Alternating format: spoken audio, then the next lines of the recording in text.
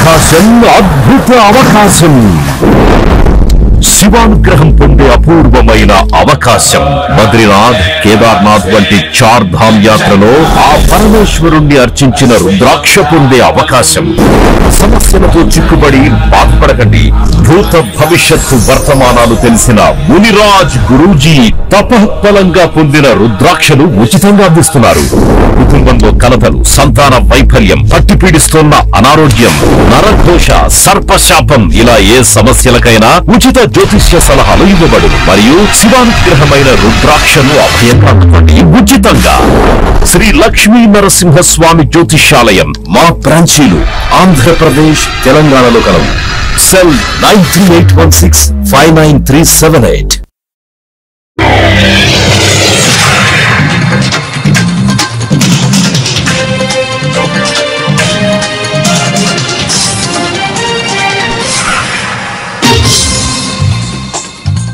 నమస్కారం, city news తెలుగుకి స్వాగతం. ఈనాటి ముఖ్యాంశాలు.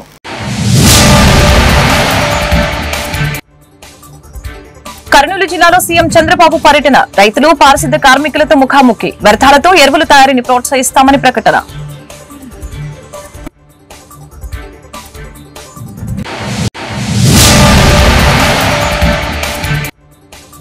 పరిపాలన చేతగాక కక్ష సాధింపులకు పాల్పడుతున్న కూటమి ప్రభుత్వం. అక్రమ కేసులకి భయపడేది లేదు. వైసీపీ నేతలు అంబటి, వరదు కళ్యాణి వ్యాఖ్యలు.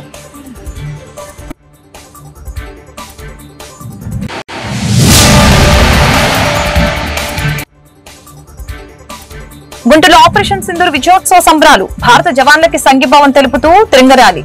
నగరంలో త్రివర్ణ పతాకాల రెపరెపలు.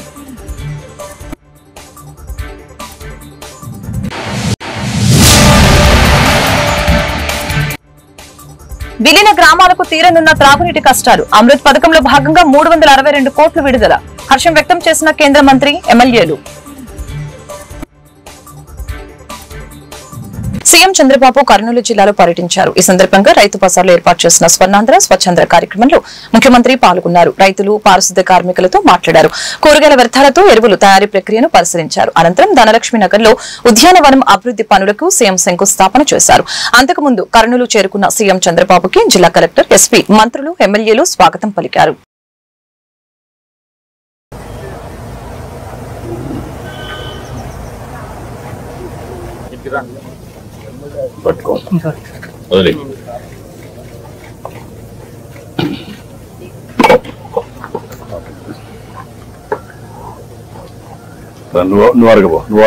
నేను నా పరిసరాల పరిశుభ్రత కొరకు ప్రతిరోజు కొంత సమయం కేటాయిస్తానని నా వంతు కృషిగా స్వచ్ఛత కార్యక్రమాల కొరకు శ్రమదానం చేసి పరిశుభ్ర ఆంధ్రప్రదేశ్ సాధించే సంకల్పం నేను వివిధ సమయాల్లో వివిధ విషయాలు టేకప్ చేశాను.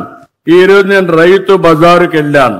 రైతు బజార్లు నేనే పెట్టాను. 1999లో పెట్టాను. ఆ రోజు ఒక మంచి ఉద్దేశంతో రైతులకు గిట్టుబాటు ధర రావాలి, వినియోగదారులకు నాణ్యమైన తక్కువ ధరకే కూరగాయలు గాని వ్యవసాయ ఉత్పత్తులు ఇవ్వాలని ఆ రోజు ఈ కాన్సెప్ట్ తీసుకొచ్చాం. దీనికోసమే పల్లె వెలుగనే పేరుతో ఆర్టీసీ బస్సులు కూడా తీసుకొచ్చాం. వెనక సీట్లన్నీ కూడా ఖాళీ చేపించి అవన్నీ రిమూవ్ చేసి నేరుగా కూరగాయలు అందులో వేసుకుని తెల్లవారితో ఫస్ట్ అవర్ లో రైతు బజార్ దగ్గర తీసుకొచ్చి వదిలిపెట్టేవాళ్ళం. దానివల్ల చాలా మంది రైతులు మధ్య దళారులు లేకుండా వాళ్ళంతా వాళ్ళ యొక్క పండించిన పంటలు అమ్ముకునే పరిస్థితికి వచ్చారు. ఇంకో పక్కన ఎవరైతే వినియోగదారులు ఉన్నారో వాళ్ళంతా నేరుగా రైతు బజారుకి వెళ్తే నాణ్యమైనటువంటి సరుకులు దొరికేటివి, ఫ్రెష్ గా వెజిటబుల్స్ ఉండేటివి. అలాంటిది ఆ కాన్సెప్ట్ మీరు చూస్తే ఈ రోజు 125 రైతు బజార్లే మన దగ్గరున్నాయి. కానీ కారణాలు ఏదైనా కావచ్చు గాని కాలక్రమేణా దీనిపైన శ్రద్ధ పెట్టలేకపోయారు. ఈ రోజు నేను చూశాను, ఏదైతే ఇక్కడ చూసిన రైతు బజార్ని ఒక ఆదర్శంగా తయారు చేస్తాను. పక్కన భూమి ఉంది, 6 కోట్ల రూపాయలు శాంక్షన్ చేసి 1 సంవత్సరం లోపల కేసులు పెట్టి అరెస్టులు చేస్తే బెదిరిపోయేది లేదని, వేధిస్తే మరింత స్ట్రాంగ్ అవుతామని మాజీ మంత్రి అంబటి రాంబాబు అన్నారు. శనివారం ఆయన మీడియాతో మాట్లాడారు. ఎన్నో ఏళ్ల క్రితం నాటి అంశాల్లో ఇప్పుడు కేసులు పెట్టి వేధిస్తున్నారని మండిపడ్డారు. మరికొద్ది రోజుల్లో కూటమి ప్రభుత్వం అధికారంలోకి వచ్చి ఏడాది కావస్తోంది. కూటమి ఏడాది పాలనలో అక్రమ అరెస్టులు తప్ప ఏమీ లేదు. రాజకీయ నాయకుల అరెస్టులే కాకుండా ఐఏఎస్, ఐపీఎస్ అధికారులపై కూడా అక్రమ కేసులు నమోదు చేసి అరెస్టులు చేస్తున్నారు. వైఎస్ జగన్ హయాంలో పనిచేశారని ధనుంజయ రెడ్డి, కృష్ణమోహన్ రెడ్డిలను అరెస్టు చేశారు. చంద్రబాబుకి నీచపు రాజకీయాలు కొత్తేమీ కాదు. గతంలో కాంగ్రెస్ పార్టీతో జతకట్టి వైఎస్ జగన్ ను అక్రమ కేసులతో జైల్లో పెట్టి ఇబ్బంది పెట్టారు. ఇలాంటి అక్రమ కేసులకు భయపడేది లేదు. న్యాయస్థానాల ద్వారా పోరాటం చేస్తామని అంబటి రాంబాబు స్పష్టం చేశారు. తెలుగుదేశం పార్టీకి చెందిన నాయకులు, కూటమి నాయకులు అంటూ ఉంటారు 11 సీట్లే వచ్చాయి, 11 సీట్లే వచ్చాయని. 11 సీట్లు వచ్చినటువంటి వైఎస్ఆర్ కాంగ్రెస్ పార్టీని చూసి ఎంతగా భయపడుతున్నారో ఈ సంవత్సర కాలంలో జరిగినటువంటి పరిణామాలు ఒక్కసారి పరిశీలిస్తే అర్థమవుతాయి. సోషల్ మీడియా వర్కర్స్ని అరెస్ట్ చేశారు, నెలల తరబడి జైల్లో పెట్టే కార్యక్రమం చేశారు. వైఎస్ఆర్ కాంగ్రెస్ పార్టీకి సంబంధించినటువంటి మాజీ శాసనసభ్యుల్ని అరెస్ట్ చేసే కార్యక్రమాలు చేశారు. కొంతమంది యాంటిసిపేటరీ బెయిల్స్ తెచ్చుకున్నారు. ఇంకా కొంతమంది యాంటిసిపేటరీ బెయిల్స్ కోసం ట్రై చేస్తున్నటువంటి సందర్భం. కొంతమందిని అయితే లోపల పెట్టి 2 నెలలు 3 నెలల తర్వాత న్యాయస్థానాలకు వెళ్ళి బెయిల్ తెచ్చుకున్నటువంటి సందర్భాలు ఉన్నాయి. మళ్ళీ లేటెస్ట్గా ఒక దుర్మార్గమైనటువంటి కార్యక్రమానికి తెరలేపారు. సరే, రాజకీయ నాయకులు కక్షలు వాటిని పక్కన పెడితే ఐపీఎస్ ఆఫీసర్స్ని, 2 ఐపీఎస్ ఆఫీసర్ని సస్పెండ్ చేశారు. ఒక ఐపీఎస్ ఆఫీసర్ అరెస్ట్ చేసి జైల్లో పెట్టారు. నిన్న retired IAS officer Dhananjaya Reddy గారు చాలా 60 సంవత్సరాల దాకా, అంటే సుమారుగా 30-40 సంవత్సరాలు ఐఏఎస్గా పనిచేసి అనేక కీలకమైనటువంటి పోస్టుల్లో, ఈవెన్ చంద్రబాబు నాయుడు గారు ముఖ్యమంత్రిగా ఉన్న సమయంలో కూడా అనేక కీలకమైన బాధ్యతలు పోషించినటువంటి ధనుంజయ రెడ్డి గారు, కృష్ణమోహన్ రెడ్డి గారు, 2 అధికారుల్ని జగన్మోహన్ రెడ్డి గారి హయాంలో సీఎంఓలో పనిచేశారనేటువంటి ఉద్దేశంతో నిన్న వారిద్దరిని అరెస్ట్ చేశారు. అంతకుముందు బాలాజీ గోవిందప్ప వికాట్ సిమెంట్ సంస్థకు సంబంధించినటువంటి ఫైనాన్షియల్ సెక్రటరీ, చార్టర్డ్ అకౌంటెంట్, అతన్ని అరెస్ట్ చేశారు. ఈ సంవత్సర కాలం అంతా కూడా అరెస్టుల పర్వం. అరెస్టులు చేయటం, బెదిరించటం, ఈ కార్యక్రమానికి చంద్రబాబు నాయుడు గారు ఆయన అబ్బాయి తోడై ఇద్దరు కలిసి చేస్తున్నటువంటి కార్యక్రమం. ఇదేం కొత్త కాదు చంద్రబాబు నాయుడు గారికి. గతంలో కూడా సీఎం చంద్రబాబుకి పాలన చేతకాక హామీల అమల్లో తన వైఫల్యాలని కప్పిపుచ్చుకునేందుకు రాజకీయ కక్ష సాధింపు చర్యలకు పాల్పడుతున్నారని వైఎస్ఆర్సీపీ మహిళా విభాగం అధ్యక్షురాలు ఎమ్మెల్సీ వారదు కళ్యాణి మండిపడ్డారు. విశాఖలో మీడియాకు విడుదల చేసిన వీడియోలో ఆమె మాట్లాడారు. రాష్ట్రంలో నియంత పాలన సాగుతుందని ధ్వజమెత్తారు. రెడ్ బుక్ రాజ్యాంగం అమల్లో భాగంగా గత ప్రభుత్వంలో పనిచేసిన ఐఏఎస్ అధికారులు ధనుంజయ రెడ్డి, కృష్ణమోహన్ రెడ్డిల అక్రమ అరెస్టుని ఖండిస్తున్నట్లు తెలిపారు. మాజీ ఐఏఎస్ అధికారైన ధనుంజయ రెడ్డి గారిని, ఓఎస్డీ కృష్ణమోహన్ రెడ్డి గారిని అరెస్ట్ చేయడం చాలా దారుణం, చాలా దుర్మార్గకరమైన చర్య. దీన్ని మేము తీవ్రంగా ఖండిస్తూ ఉన్నాము. రెడ్ బుక్ రాజ్యాంగం అమలులో భాగంగా, రాజకీయ కక్ష సాధింపు చర్యల్లో భాగంగా గత ప్రభుత్వంలో పనిచేసిన అధికారుల్ని ఈ విధంగా అరెస్ట్ చేయడం ఎంతవరకు సమంజసం? ప్రజలందరూ దీన్ని గమనిస్తూ ఉన్నారు. ఈ కూటమి ప్రభుత్వం అధికారంలోకి వచ్చాక మనం చూసాం, ఎన్నికల టైంలో ఎన్నో హామీలు ఇచ్చారు. ఏ ఒక్క హామీని కూడా అమలు చేయని పరిస్థితి మనం చూస్తూ ఉన్నాము. దాంతో ప్రజల్లో తీవ్రమైన వ్యతిరేకత ఈ ప్రభుత్వం మీద వచ్చింది. ఈ రోజు తీసుకుంటే మహిళలు, రైతులు, వ్యాపారులు, అలాగే ఉద్యోగులు అందరూ కూడా ఈ ప్రభుత్వం తాలూకా హామీలు నెరవేర్చని పరిస్థితి చూసి ఈ ప్రభుత్వాన్ని తిట్టుకుంటూ ఉండే పరిస్థితి, ఈ ప్రభుత్వం మీద తీవ్రమైన వ్యతిరేకత చూపించే పరిస్థితి మనం చూస్తూ ఉన్నాము. సో ఈ వ్యతిరేకతని, ఈ పాలనా వైఫల్యాన్ని కప్పిపుచ్చుకోవడానికి ఇలాంటి డైవర్షన్ పాలిటిక్స్ చేస్తూ ఇంత దుర్మార్గంగా లేని మద్యం స్కామ్ ని వీళ్ళు తీసుకొచ్చి అందులో భాగంగా రాజకీయ నాయకుల్ని, అధికారుల్ని ఇలా దుర్మార్గంగా అరెస్ట్ చేయడం ఎంతవరకు సమంజసం? అసలు మనం ప్రజాస్వామ్య దేశంలో ఉన్నామా, రాక్షస రాజ్యంలో ఉన్నామా అర్థం కాని పరిస్థితి ఈ రోజుల్లో కనిపిస్తూ ఉంది. అసలు మద్యం అమ్మకాలు తగ్గితే స్కామా, మద్యం అమ్మకాలు పెరిగితే స్కామా? గవర్నమెంట్ మద్యం అమ్మితే స్కామ్ అవుతుందా? ప్రైవేట్ వ్యక్తుల చేతికి మద్యం అమ్మకాలు అప్పజెప్తే స్కామ్ అవుతుందా? ఈ మాత్రం కామన్ సెన్స్ కూడా ఈ ప్రభుత్వానికి లేకుండా ఈ విధంగా దుర్మార్గంగా అరెస్టుల పర్వం కొనసాగిస్తూ ఉండే పరిస్థితి, కక్ష సాధింపు చర్యలు చేస్తూ ఉండే పరిస్థితి మనం చూస్తూ ఉన్నాం. గతంలో వైఎస్ఆర్సీపీ అధికారంలో ఉండేప్పుడు తీసుకుంటే బెల్ షాప్స్ లేకుండా చేసింది, పెర్మిట్ రూమ్స్ లేకుండా చేసింది, మద్యం షాప్స్ 33% తగ్గించడం జరిగింది, లిక్కర్ షాప్స్ ని 33% తగ్గించడం జరిగింది. అలాగే మద్యం అమ్మకాల్ని తగ్గించడం జరిగింది. ఒక్క కొత్త డిస్టిలరీకి కూడా పర్మిషన్ ఇవ్వని పరిస్థితి మనం చూసాము. అంత మద్యం అమ్మకాల్ని తగ్గించి భారత్ పాక్ యుద్ధం నేపథ్యంలో రాష్ట్ర వ్యాప్తంగా తిరంగ ర్యాలీలు కొనసాగుతున్నాయి.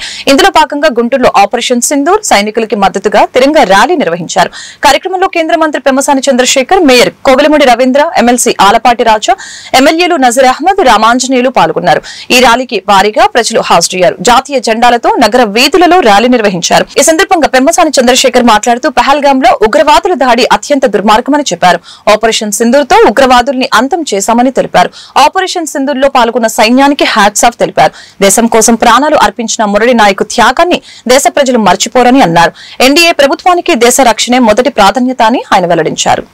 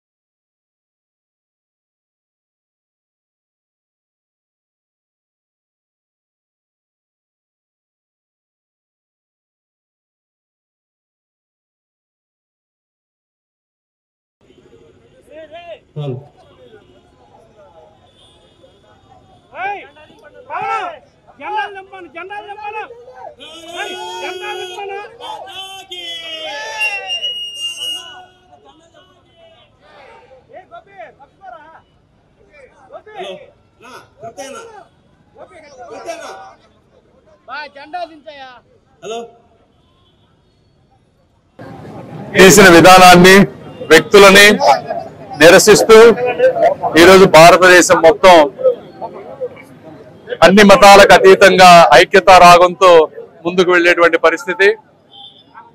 భారతదేశం ముఖ్యంగా ఎన్డీఏ ప్రభుత్వం చంపిన వారిని, అదేవిధంగా దేశం కోసం చనిపోయిన వారిని గుర్తుపెట్టుకుంటుంది. చంపిన వారిని ప్రపంచంలో ఎక్కడున్నా కూడా వెంటాడి వేటాడుతుంది. అదేవిధంగా ప్రాణాలను అర్పించినటువంటి మురళీ నాయక్ లాంటి వ్యక్తులని గుండెల్లో పెట్టి చూసుకుంటుంది.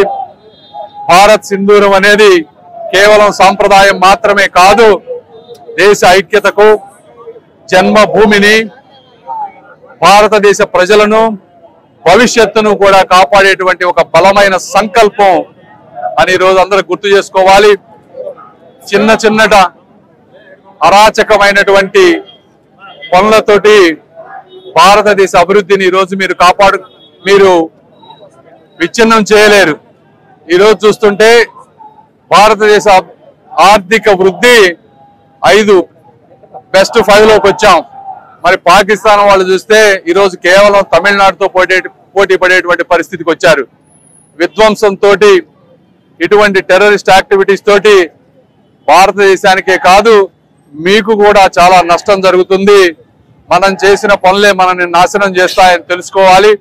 ఏదేమైనప్పటికీ ఇటువంటి కష్టకరమైన పరిస్థితుల్లో ఒక బలమైన నాయకులు శ్రీ నరేంద్ర మోదీ గారు ఉండటం, దేశం నుంచి ఎంత ఒత్తిడి వచ్చినా, మీడియా నుంచి ఎంత ఒత్తిడి వచ్చినా ఒక స్థితప్రజ్ఞతతో, ఆలోచనతో అందరినీ సంప్రదింపులు జరిపి నింగి, నేల, నీరు 3 మార్గాల ద్వారా సైన్యాన్ని అప్రమత్తం చేసి దౌత్యపరమైనటువంటి అన్ని విషయాలు ప్రపంచంలో ఉన్న అన్ని దేశాలతో కోఆర్డినేట్ చేసుకొని, ఇంటెలిజెన్స్ తీసుకొని, టెర్రరిస్టులు ఎక్కడ ఉన్నారో అక్కడ చూసి ఆ స్థావరాలపై దాడి చేసి సివిలియన్స్ కి ఇబ్బంది లేకుండా చేసినటువంటి బలమైన నాయకులు మన గౌరవ ప్రధానమంత్రి. నగరపాలక సంస్థ పరిధిలోని విలీన గ్రామాల్లో త్వరలో త్రాగునీటి కొరత తీర్చడం జరుగుతుందని కేంద్ర మంత్రి పెమ్మసాని చంద్రశేఖర్ తెలిపారు. అమృత్ పథకంలో భాగంగా కూటమి ప్రభుత్వం 362 కోట్లను విడుదల చేసిందని చెప్పారు.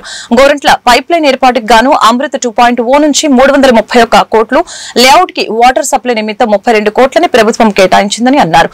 అదేవిధంగా విలీనమైన గ్రామాలకు మరొక 258 కోట్లు త్వరలో మంజూరు అవబోతున్నాయని ఆయన వెల్లడించారు. ఈ మేరకు ఎమ్మెల్యేలు Mohammed Nazeer Ahmed, B Ramanjaneyulu, commissioner Pulus Srinivasulu, mayor Kovelamudi రవీంద్రబాబుతో కలిసి కేంద్ర మంత్రి మీడియాతో మాట్లాడారు. ఈ సందర్భంగా శంకర్ విలాస్ ఓవర్ బ్రిడ్జి విస్తరణ కోసం సహకరించిన వారికి నష్టపరిహారం చెక్కుల్ని పంపిణీ చేశారు.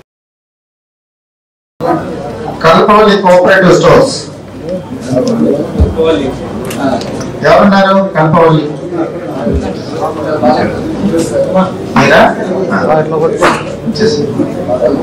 పట్టుకోండి ఇలా చూడండి. వెంకటరావు దారప్ అనేది వెంకటరావు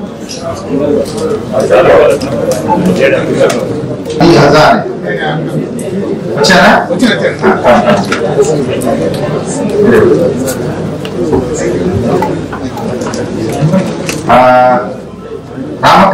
రామకృష్ణన్ పట్టుపడి వచ్చారా? వాటర్ సప్లై గురించి మాట్లాడడానికి చేసాం. టోటల్ గా గుంటూరు చుట్టుపక్కల ప్రాంతం మొత్తం తీసుకుంటే దీన్ని 3 ప్రాంతాలుగా డివైడ్ చేశారు. ఒకటి గుంటూరు కోర్ ఏరియా, అదేవిధంగా గుంటూరు వీకర్ సెక్షన్స్ కొన్ని సపరేట్ గా ఉన్నటువంటి ఏరియా, గుడంపాడు, బొంతపాడు, ఏటుకూరు, ఈ మూడింటికి ఒకటి. తర్వాత మూడోది మర్చెంట్ విలేజెస్, మొత్తం వచ్చేసి ఒక 10 విలేజెస్. ఇవి తీసుకుంటే ఎంటైర్ గుంటూరు చుట్టుపక్కల ప్రాంతంలో వాటర్ కావాల్సినటువంటి ఏరియాలు ఇవి 3. ఈ మూడింటికి సంబంధించి కోర్ ఏరియాస్ కి వచ్చేటప్పటికి అమృత్ 2 పథకం కింద 331 కోట్ల రూపాయలు ఈరోజు నారా చంద్రబాబు నాయుడు గారు కూటమి ప్రభుత్వం శాంక్షన్ చేసింది. Number 1. Number 2, weaker section areas ఉన్నటువంటి ఆ 3 విలేజెస్ కి వచ్చేటప్పటికి 32 కోట్ల రూపాయలతోటి అది సెకండ్, దాన్ని కూడా శాంక్షన్ చేశారు. తర్వాత థర్డ్, మర్చెంట్ విలేజెస్ కి వచ్చేటప్పటికి యుఐడిఎఫ్ కింద 208 కోట్లు, అది ఫైనల్ స్టేజెస్ లో ఉంది. అది అప్రూవ్ అయిన తర్వాత చెప్తాం. ప్రస్తుతానికి గుంటూరు కోర్ ఏరియాకి, వీకర్ సెక్షన్ ఏరియాస్ కి కలిపి దాదాపుగా 360 కోట్ల రూపాయలు అప్రూవ్ అయింది. వీటి ఉద్దేశం ఏంటంటే, ఇప్పుడు ఆల్రెడీ మనకి ఈ రోజున పాపులేషన్ తీసుకుంటే 2026 కల్లా 10,65,000 మంది గుంటూరు చుట్టుపక్కల ఉంటారు. ఆంధ్ర రాష్ట్రానికి 9,000 కోట్లు ప్రపోజల్స్ ఇచ్చారు. రాయలసీమలో కానీ, డెల్టా ప్రాంతం కానీ, తూర్పు శ్రీకాకుళం ఏరియాలో ఎక్కడైతే మంచినీటి ఎద్దడి ఉందో అన్ని చోట్ల కూడా ఈ అమృత్ పథకం కింద తప్పకుండా సురక్షితమైన వాటర్ సప్లై చేయడానికి ఆంధ్ర రాష్ట్రానికి మన చంద్రబాబు నాయుడు గారు పట్టుబట్టి 9,000 కోట్లు చేయడం జరిగింది. దానిలో భాగంగా 331 కోట్లతో గుంటూరుకి అమృత్ 2 కింద మన మంతెన సత్యనారాయణరాజు ఆశ్రమం దగ్గర నుంచి కంటేరు నుంచి ఆ స్కీమ్ డైరెక్ట్ గా గోరంట్ల వాటర్ ట్యాంక్ వస్తుంది. అట్లాగే రిమైనింగ్ ఏవైతే అంతకు ముందు మనం చిట్కో కట్టామో, లేకపోతే ఎన్టీఆర్ గృహకల్పం ఇండిపెండెంట్ హౌసెస్ ఉన్నాయో, ఏటుకూరులో కానీ, గుడంపాడులో కానీ, వాటికి 32 కోట్లు శాంక్షన్ అయింది. ఇవన్నీ కూడా అమృత్ 2, అదేవిధంగా అమృత్ 2 వీకర్ సెక్షన్ కార్మిక్ కానీ, అదేవిధంగా అర్బన్ ఇన్ఫ్రాస్ట్రక్చర్ డెవలప్మెంట్ ఫండ్ కింద శాంక్షన్ ఇచ్చినటువంటి మొత్తం 571 కోట్ల రూపాయలు. అందులో మనకి ఇప్పుడు 208 కోట్ల రూపాయలు అండర్ పైప్ లైన్, ఇది కూడా తొందరలోనే వస్తుంది. సో చంద్రబాబు నాయుడు గారు ఎలక్షన్ ముందు ఏదైతే హామీ ఇచ్చారో ఆ హామీని విత్ ఇన్ ఇయర్ లో నిలబెట్టుకున్నటువంటి ఘనత మా ప్రియతమ ముఖ్యమంత్రి నారా చంద్రబాబు నాయుడు గారికి ఉంది. మరి ఆయన ఆలోచన విధానం ఏదైతే ప్రజలకు ఇచ్చారో ఆ ప్రజలకు ఇచ్చినటువంటి మాట తప్పనున్నటువంటిది రుజువైంది. మరి గతంలో మనం 5 సంవత్సరాలు చూసాము.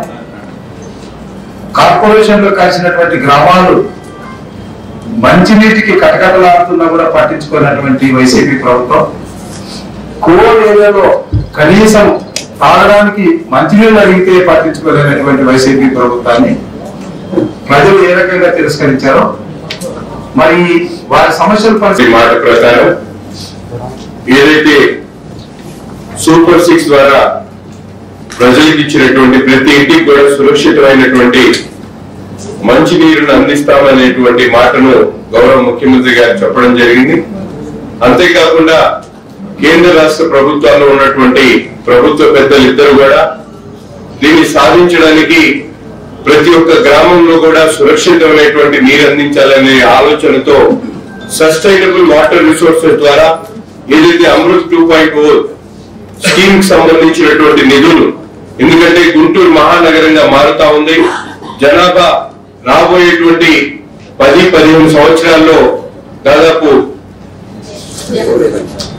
20,45,000 ఇక్కడ అంచనాలు ఇచ్చారు. 20 లక్షల జనాభాగా అభివృద్ధి చెందుతుంది. కాబట్టి వీటి అవసరాలను దృష్టిలో పెట్టుకొని మర్జ్ విలేజెస్ తో పాటు వేగా జ్యువెలర్స్ ఆధ్వర్యంలో బ్రైడల్ కలెక్షన్స్ తో గుంటూరులో బంగారు వజ్రాభరణాల ప్రదర్శన ఏర్పాటు చేశారు. జేకేసీ కళాశాల రోడ్లోని వికాస్ హోటల్లో ఏర్పాటు చేసిన ఈ ప్రదర్శన 2 రోజుల పాటు కొనసాగనుంది. ఈ ప్రదర్శనను మాజీ ఎమ్మెల్యే మద్దాలిగిరి సతీమణి పూర్ణిమ, రోటరీ క్లబ్ ప్రతినిధి మట్టుపల్లి సునీత ముఖ్య అతిథులుగా హాజరై ప్రారంభించడం జరిగింది. పెళ్లి వేడుకలకు ప్రత్యేకమైన ఆభరణాలు వేగా జ్యువెలర్స్ లో లభిస్తాయని చెప్పారు. లేటెస్ట్ డిజైన్స్ తో నాణ్యమైన బంగారు వజ్రాభరణాల ప్రదర్శనలు ఏర్పాటు చేయడం ఆనందంగా ఉందని చెప్పారు. అదేవిధంగా వివాహాది శుభకార్యాలకు అవసరమైన వజ్రాభరణాలు కూడా అందుబాటులో ఉంచామని చెప్పారు. ఈ అవకాశాన్ని అందరూ సద్వినియోగం చేసుకోవాలని కోరారు. ఈ ప్రదర్శన ఏర్పాటు ఉద్దేశాన్ని Vega jewellers manager Gowrishankar, marketing manager Baladurga మీడియాకు తెలిపారు.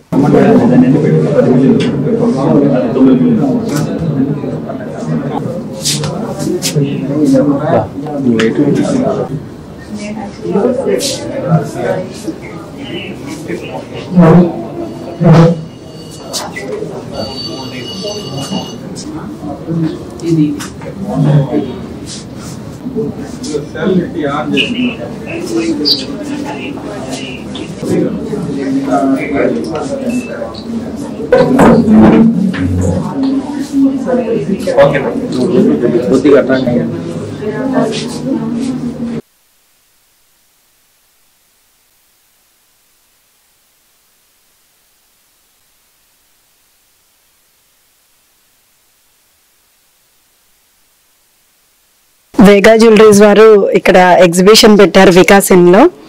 ఇవాళ రేపు ఎగ్జిబిషన్ ఉంది. బ్రైడల్ జ్యువెలరీ కలెక్షన్ ఉంది, చాలా బాగున్నాయి. పెళ్లిళ్ళు కావాల్సిన వాళ్ళందరూ మీకు దగ్గరగా గుంటూరులో, ఇటు గుంటూరు చుట్టుపక్కల వాళ్ళందరూ కూడా వచ్చి చూసుకుని వాళ్ళ పెళ్లిళ్ళకి కావాల్సిన జ్యువెలరీ ఈజీగా సెలెక్ట్ చేసుకోవచ్చు. అన్ని టైప్స్ ఆఫ్ జ్యువెలరీ ఉంది. Diamonds, uncut diamonds and plain antique అన్ని రకాలు ఉన్నాయి. అండ్ తొందరలో వాళ్ళు గుంటూరుకి షోరూమ్ కూడా పెట్టబోతున్నారు. సో అందరూ ఎంకరేజ్ చేయాలి.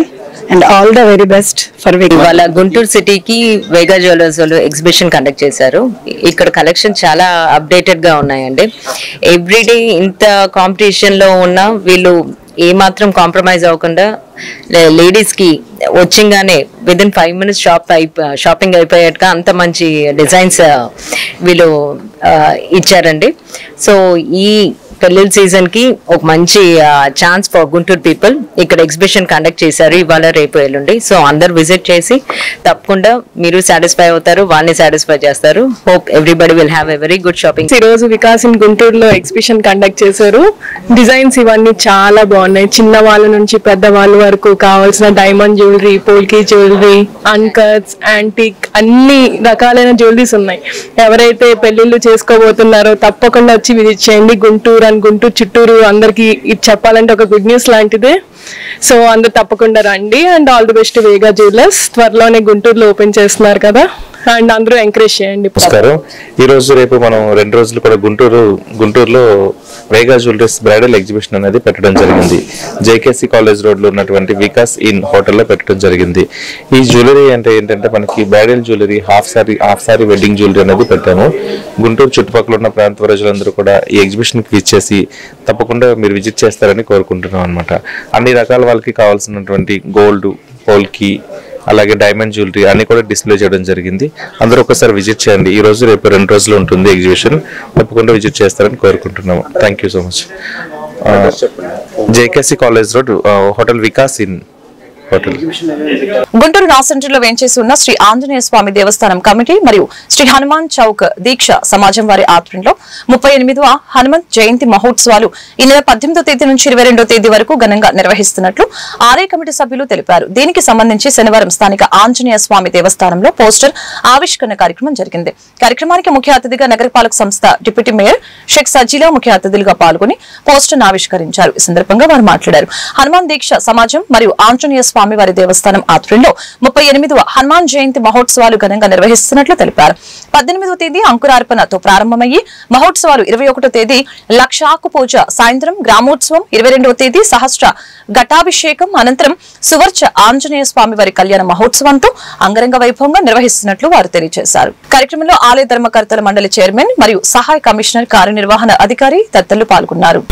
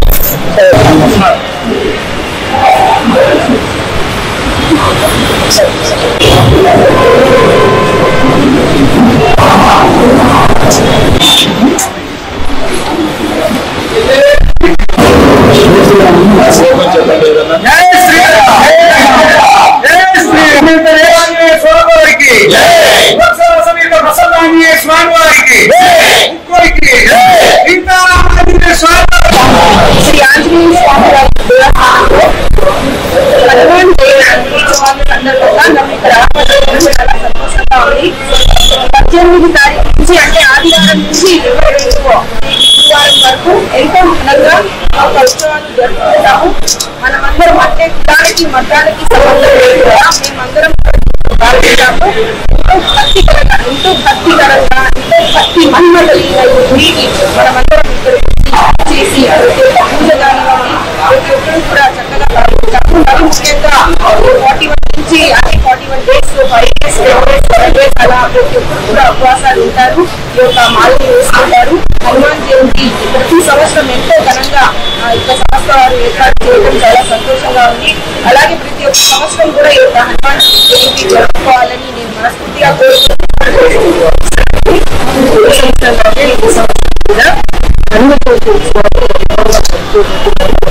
దాదాపు 40 ఏళ్ల బట్టి దేవాలయంలో హనుమాన్ దీక్ష సమాజం వారి సహకారంతో ఏప్రిల్ 12వ తారీఖు నుంచి హనుమ జయంతి కార్యక్రమాల భాగంగా ఆంజనేయ స్వామి వారి దీక్ష కార్యక్రమాలు జరుగుతున్నాయండి. స్వామి దీక్షలు తీసుకుంటున్నారు. మండల దీక్షలు మండల 11 రోజులు 5 రోజులు జరుగుతున్నాయి. దీక్షలు తీసుకున్న స్వాములందరూ కూడా భక్త సమాజం వారు ఏర్పాటు చేస్తూ ఉంటారు వాళ్ళకి. అయితే 18వ తారీఖు నుంచి హనుమ దేవస్థానంలో గారికి పాంచాగ్నితో 5 రోజులు కార్యక్రమాలు జరుగుతున్నాయి. అవి సాయంత్రం మంత్రాలతో పోతాయి. తర్వాత 19వ తారీఖు 5 రోజుల పాటు స్వామివారికి సకల జరుగుతుంది. తర్వాత మనసుతో ఒక కార్యక్రమం లక్ష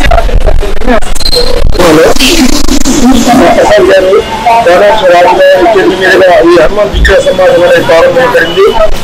అప్పటి నుంచి కూడా ఇప్పటి వరకు కూడా నిరాటంగా దీక్షా స్వామి దీక్షా కార్యక్రమం అనేది సమాజం తరఫున భక్తుల సహాయ సహకారంతో నిర్వహిస్తున్నాం. ఈ యొక్క కార్యక్రమానికి చాలా మంది కూడా మా మిత్రులు కానీ అందరూ కూడా సందర్శిస్తున్నారు. అదేవిధంగా ఈ 30 రోజులు ఈ సంవత్సరం కూడా యథావిధిగా ఈ 40 రోజులు కూడా దీక్ష తీసుకున్న స్వామికి దీక్షా కార్యక్రమాలు నిర్వహిస్తున్నారు. అందరూ సహకారం ఉంది. ఈ కార్యక్రమంలో అందరూ భాగంగా ఈ ఆలయంలో ముఖ్యంగా రేపు సంక్రాంతి కార్యక్రమం బిగినవుతుంది. అదేవిధంగా మా దీక్షా సమాజం తరఫున కూడా కొన్ని కార్యక్రమాలు బిగినవుతున్నాయి. మీ ఉన్నటువంటి రేపు పొద్దున స్వామివారికి లఘుపటాభిషేకం జరుగుతుంది దీక్షా సమాజం వారి చేత. రేపు సాయంత్రం శాస్త్రదీపాలంటే సేవ మరియు అంకురాత్మ కూడా బిగినవుతుంది. అదేవిధంగా మీ దృష్టికి వసతి ఏంటంటే సోమవారం ఉదయం